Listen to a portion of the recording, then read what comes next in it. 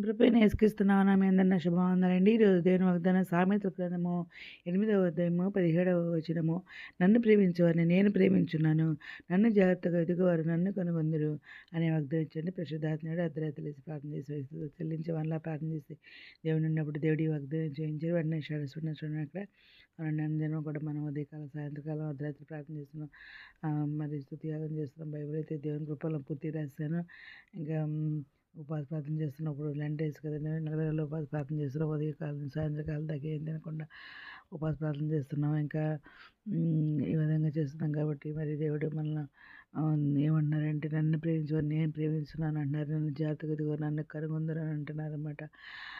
ఇంకా అని ప్రతిరోజు కూడా దేవుడిని మరి అడుగుతారు అన్నమాట. దేవా, కన్న వాటిని విన్న వాటి నుంచి చూసి నీ చేసిన మేలు అందరికీ చెప్పమన్నావు ప్రభు, ఈరోజు వాగ్దానం దయచేయను అని చెప్పేసి ప్రతి దినం కూడా అర్ధరాత్రి లేసి ప్రార్థన చేస్తాను అనమాట. రే మొదటిసారి లేసి నీ కన్నీళ్ళు కుమ్మరించి నీ హృదయాన్ని దేవుని సందులో కుమ్మరించి నీ పసిపిల్లల ప్రాణం కొరకు నీ చేతులు ఆయన తిట్టెత్తమని చెప్పేసి దేవుడు మరి 10 సంవత్సరాల క్రితం మాట్లాడారనమాట. సరందరూ అప్పటి నుంచి ఇప్పుడు వరకు కూడా అర్ధరాత్రి లేసి మరి ప్రార్థన చేస్తారండి. ప్రతిరోజు ప్రార్థన చేయగానే మరి దేవుడిని అడుగుతున్నమాట. ఈరోజు వాగ్దానం ప్రభు వాడిని కనబడంతా తెలియచేయమన్నావు. వాగ్దానం ఇస్తే నీటిలో పెట్టుకుంటానండి. అది ఎప్పుడు దేవుడు వాగ్దానం ఇస్తాడండి, దాన్ని వెంటనే స్టాటస్ పెట్టుకుంటానండి.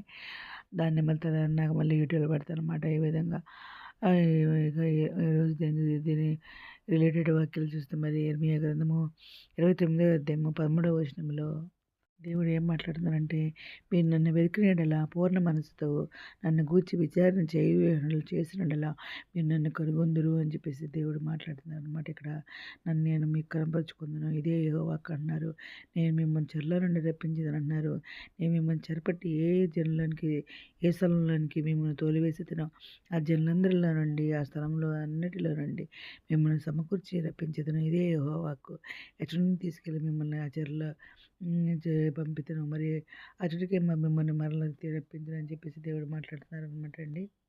ఇంకా సామెతల గ్రంథం 8వ అధ్యాయము 21వ వచనంలో నన్ను ప్రేమించువారిని నేను ఆస్తికర్తలుగా చేయదును, వారి నిధులను నింపుదును అని కూడా దేవుడు మాట్లాడుతున్నారు అనమాట. దేవుడిని ప్రేమించే వారిని మరి వాళ్ళని ఆస్తికర్తలుగా చేస్తానంటున్నారు అనమాట. మనం ప్రేమిస్తే వారిని మనం ప్రేమిస్తానంటున్నారు.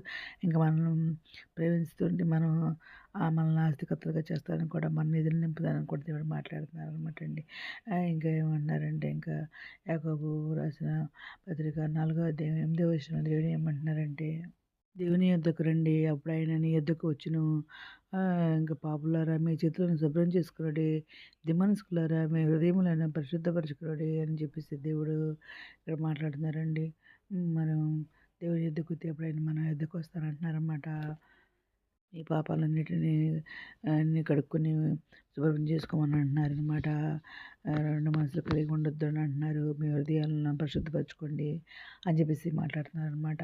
ఇంకా ఏమంటున్నారంటే, మత్తయి సువార్త 7వ అధ్యాయము 7వ వచనంలో అడుగుడి మీకు ఇవ్వడను, వెదుకుడి మీకు దొరుకును అంటున్నారన్నమాట.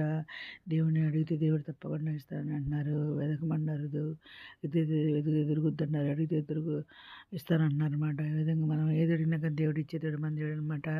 ఇంకా సామెతల గ్రంథం 4వ అధ్యాయం 7వ వచనం దేవుడు ఏం మాట్లాడుతున్నారంటే, జ్ఞానం సంపాదించుకుంటే జ్ఞానం నాకు ముఖ్యాంశము, నీ సంపాదన అంతా ఇచ్చి బుద్ధి సంపాదించుకోనము అని చెప్పేసి దేవుడు ఇక్కడ మాట్లాడుతున్నారండి. ఇంకా విధంగా మనకి ఇవన్నీ కూడా రిలేటెడ్ వాక్యాలు అనమాట. దేవుడు మాట్లాడుతున్నారు అనమాట. నన్ను ప్రేమించుకొని నేను ప్రేమిస్తున్నాను, నన్ను జాగ్రత్తగా ఎత్తుకొని అనుకుంటారు అనే వాగ్దానానికి ఇవన్నీ కూడా రిలేటెడ్ వాక్యాలు అనమాట అండి.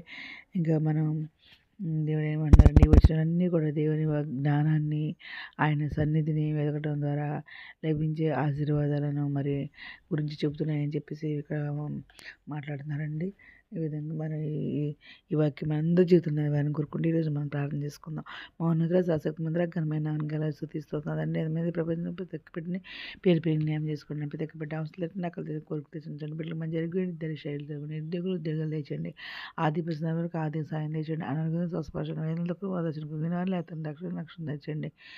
మనసులు బలపరిచిన కాలం మీరు కాడు మేట కృప చెప్పండి. మీతో రాని మీరు ఇష్టానికి మీద చదువుకుంటే కృప చెప్పండి. బాగా దయచేయండి. మా ప్రభుత్వ అడిగి వేడుకొని ప్రార్థిస్తాము తండ్రి. మీ అందరి ప్రార్థనలో మా కుటుంబం నుంచి కూడా పేచి మనం చేసుకున్నాను. ప్రభు సేవలు మీ సహోదరి. God bless you.